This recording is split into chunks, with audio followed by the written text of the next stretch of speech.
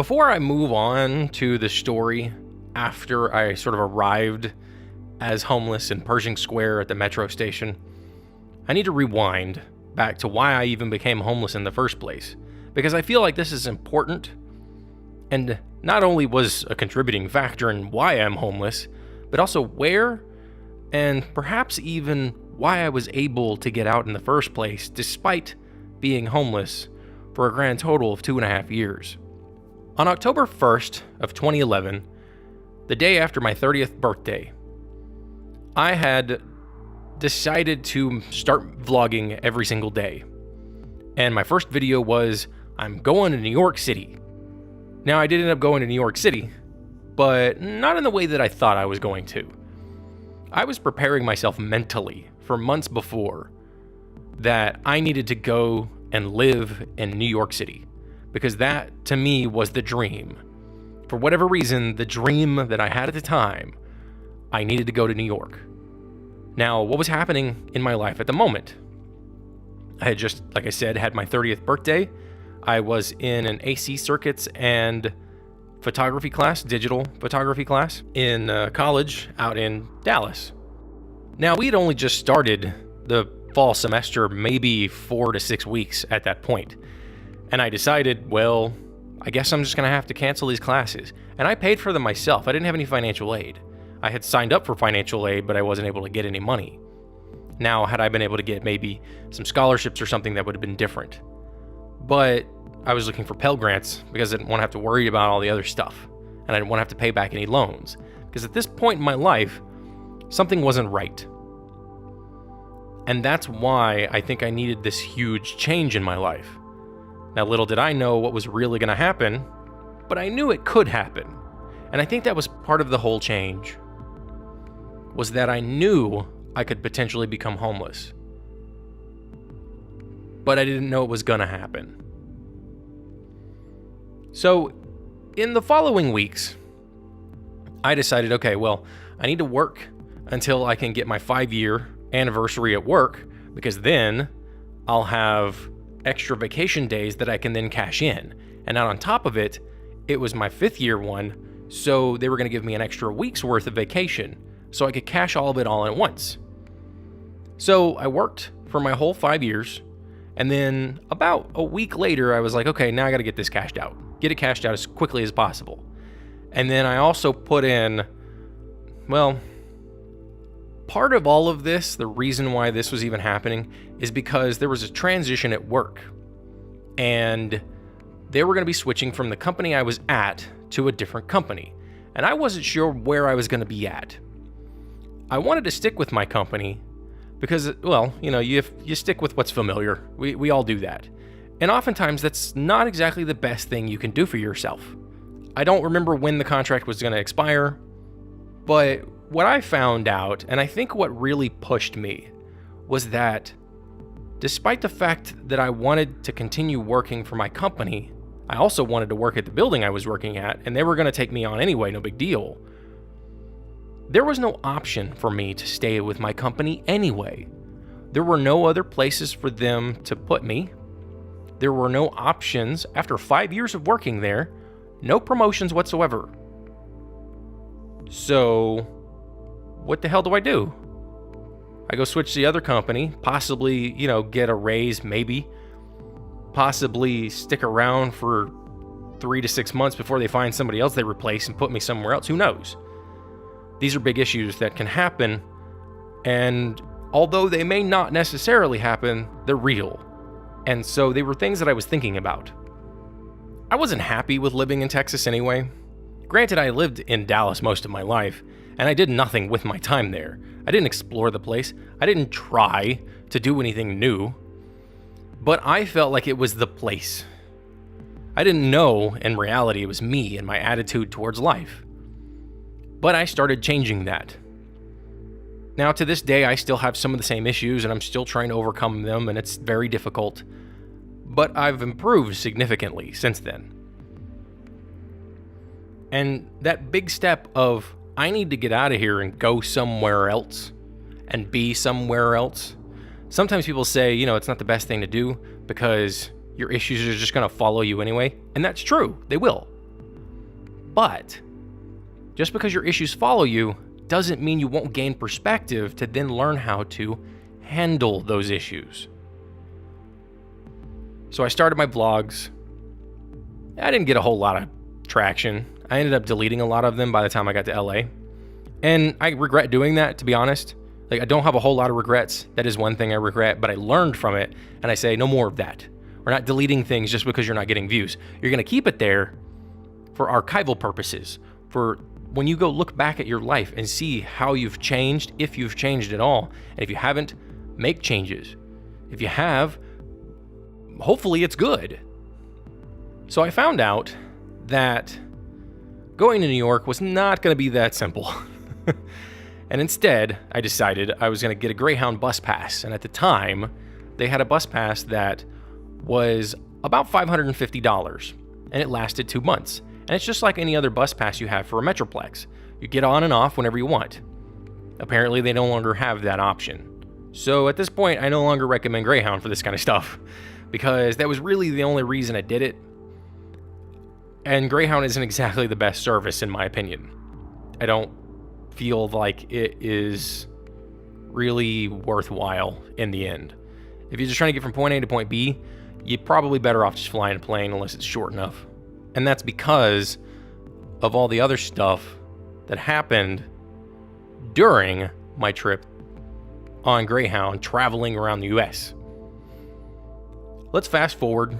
I sold a bunch of stuff. I quit my classes. I made a couple of contacts. I've effectively dropped contacts with them, and especially after a couple of weeks, a few people, and then months and years down the line, the majority of the rest have just disappeared into the ether. I left on November 22nd, 2011, and I went to the Greyhound station. Matter of fact, I drove my car to one of the train stations in downtown Dallas, left my car there, locked it up. There's a lot of stuff in it still that I couldn't get rid of, or I didn't feel like getting rid of, and I wasn't sure what was going to happen to all that stuff after the fact. And I wasn't sure how long I was going to be traveling or when I was going to be coming back to Dallas or anything like that. So there's a number of factors that I was like, okay, let's just leave the car here for now and see what happens. I got on the Greyhound. I got to Greyhound, rather. And for some reason, in my brain, I didn't say that my intended destination was New York City, because you had to have even a first intended destination to get your ticket. But I said LA. No, in fact, I think I may have said San Francisco. And the reason for that, the only thing I can think of, is that a friend of mine at the time lived out in Livermore, and he was working at the National Ignition facility in Livermore. And he said at some point, if I was out there, I could stay the night or whatever. So I started heading that way. And in order to get there, they go to El Paso, all the way into LA, and then they go back up. So we went to El Paso, and that was a 12-hour trip. And that was a nightmare of a trip for about 10 hours. The first 2 hours was more or less okay because I had 2 seats to myself. Then it got so packed in there that there was no room for anybody to have any of your own space. And that was when I realized space is a big issue for me. Like, I need to have my personal space. I'd been living in my own apartment for 5 years at that point almost. And having personal space like that really, really mattered. And it's always been an issue for me anyway. I don't like being closed up and pushed up against a window and all that stuff. And, when there's just no leg room and you're in the same spot for 4 to 8 hours, it can drive you a little nuts. We got about halfway through Texas, and it was full again, and there was this dude sitting next to me, and he was super buff. He's this really stocky construction worker guy. And I was effectively just pushed up against the window, and I was miserable. I tried falling asleep, and it didn't really work too well. And we finally get to El Paso, and I'm like, I have got to just not be on a bus right now. So instead of continuing to travel, I was like, where's a hotel? So I found a Motel 6. I took the bus system there in El Paso. It took me a while because I didn't know the the whole routes and stuff yet. This is the first time I'd ever really used any real transit situation other than a railway. So I wasn't aware of how the buses really worked. I had used the buses before with an old girlfriend, but she knew where she was going and what we needed to do. I had never done it on my own. And the reason for this is because even though I say I lived in Dallas, I lived in a suburb of Dallas called Mesquite. We didn't have public transit. In fact, of all the main cities in that area, we were one of the few that didn't have public transit.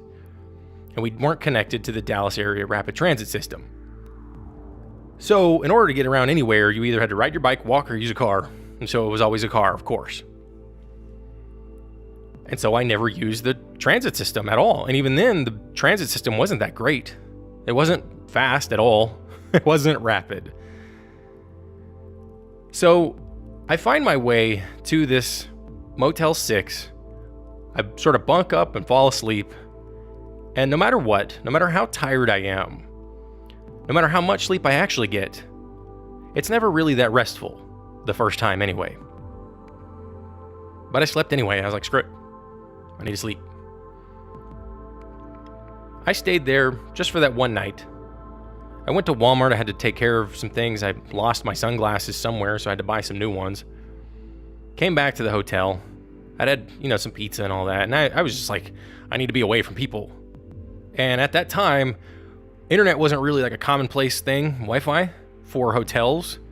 And so I was using my phones and I was like connected to it, like hardline connected to my phone. And I was accessing the 3G on my phone to use my netbook at the time so that I could just do whatever to be connected to the world still. I finally decided, okay, well, I want to go do this thing, but I can't do this thing. It was actually riding a sort of a gondola ride up a mountain that was in the area, but on that specific day, it was closed. However, in New Mexico, in Albuquerque, there was a place to go to. And a friend of mine, he was the one that lives in West Hollywood, who let me stay, and I'll be getting to that point later. I was talking to him already anyway, and I had mentioned that I was heading that direction. And he told me to go to Albuquerque, check out their lights and all that stuff. And I was like, okay, I'll do that. So I head up to Albuquerque, make my way there on Thanksgiving morning. Now I was waiting for the buses to start for that day, so I stayed in the very cold Albuquerque sort of Union Station, just kind of huddled up on myself because there were numerous doors leading outside, letting all that cold air in, and I had never been to Albuquerque in my life that I'm aware of. And I also didn't know at the time that Albuquerque was about a mile or so above sea level. So I was already dealing with an entirely different climatological region than Dallas. Dallas is really low. It's like a couple of 100 feet above sea level. It's humid most of the year. So I am totally out of my element. And so it's cold and it's dry and I don't know what I'm going to do. And I'm thinking, okay, I'm going to wait for these buses to start. Well, they don't start because it's Thanksgiving Day. And that's the one day of the whole year, apparently. Or at least that's the one day in that week where I was not going to be able to use the buses. So I sucked it up. I found a Motel 6 online because I'm like, Motel 6 is the cheapest place you can really go to. I hadn't known really about hostels at the time. And so I walked, and I think it was about a 2-hour, almost 2.5-hour walk to that Motel 6. I get there, I'm exhausted, I'm sweating, I've taken my jacket on and off a couple of times.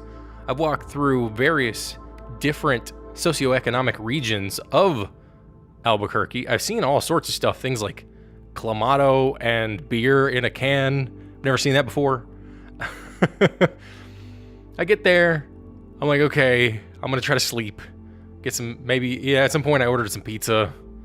And I thought, okay, well, I'm gonna go to this one place. So because I missed out on that little expedition to the nearby mountaintop in El Paso, I thought, well, maybe there's one out here. Come to find out there's a place called Sandia Peak, and it goes up even further. And I thought, okay, well, I'll get there and I'll do the nighttime thing because I want to see what this place looks like at night. Come to find out, it was probably better to have done it during the day, especially sort of that golden hour, because then you'll get to see the mountainside as you're going up, all the craggy rocks and the foliage and any animals that might have been there. I didn't see a damn one of them. It was just black with lights in the distance. I mean, it still wasn't like frightening or anything, and maybe that's part of it too. Maybe it would have been scarier, I don't know. I go up there, I took a cab to get there, and I'm pretty sure I got ripped off because the guy took a really long route. And, Uber wasn't really a thing at the time. And the way that cabs work generally is how much time it takes you to get there or how long it takes, either distance-wise or time-wise. Well, this dude was running through every single light he could get to, it seemed like. And he was only taking cash because I didn't know any better that you could just use your debit card. And so I'm like, well, I only got so much cash. Let me get some money out of the machine. We go get money in the machine. The whole experience is like the dumbest thing you can do as a first-time cab rider. And I'm so glad that Uber is a thing. But if you absolutely have to take a cab anywhere, all you need is a credit card or a debit card. And don't tell them how you're paying until you get out of the damn car, essentially, until the end. Because if they say, oh, the machine's broken, I'm like, well, sorry, I don't have any money for you. Somehow the machine will be fixed. So take an Uber or be very conscientious about how you're getting somewhere. Take the fastest route, look at traffic conditions, etc. before you get in a cab. Because cabs, in so many ways, they try to take advantage of you. Now, not every one of them, but they do get a bad rap for a good reason. Because they're trying to make money too. I only had so much money. I got up there. There's a restaurant that's up there, which just boggles my mind that anybody would work at a place like that, especially because they have to take the same trip up there. They don't get to drive their car up there. There's no car to do that, really. And that's how I kind of learned that these things even occur, why these gondolas exist, is because that's how they were getting from point A to point B on top of mountaintops and stuff. They would build these gondola systems, and then that's how they traversed them after somebody got all the way up there with equipment and stuff. But there were no trails and stuff with like actual roads and the like. I had some guacamole and chips, and that was pretty expensive, and I think I had one beer.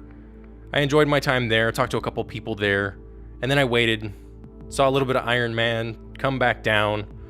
But I didn't have enough money for the whole cab ride all the way home. And again, didn't really want to pull out too much money. I didn't have a whole lot of money. I had about $2,000, a little bit less than that, in fact, after my Greyhound bus pass was purchased. So I didn't want to spend too much money on just traveling places.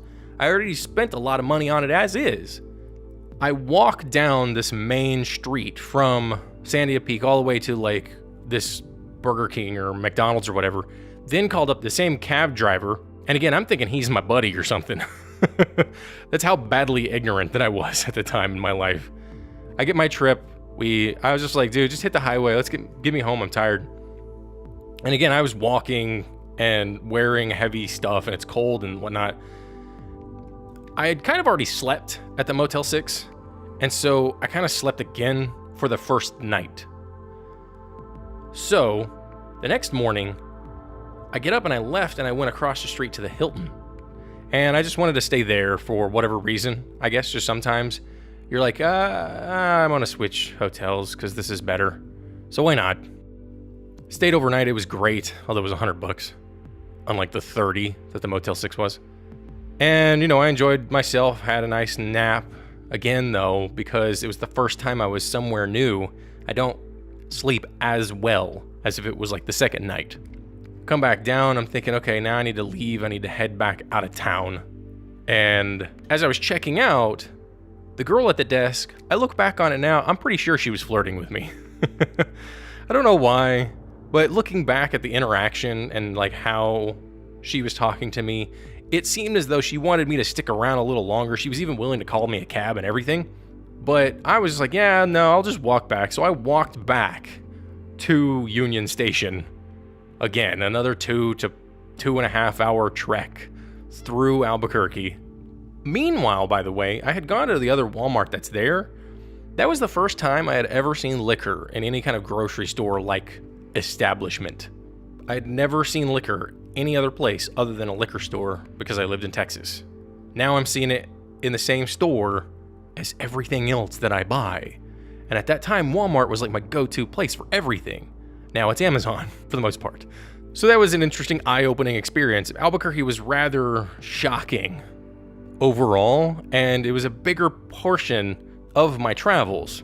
When I got to the Greyhound station, it was later. I stuck around for quite a while. I don't know how or what I got for food, because I left. You leave pretty early in the morning. You know, your checkout's usually around noon in most places. And so I didn't really do anything other than pretty much walk. And so I'm pretty sure I got to downtown about 3 o'clock at the latest. Stuck around and waited until I could get a bus out west. And I was going to go straight on to Vegas. Well, that all changed because I saw somebody.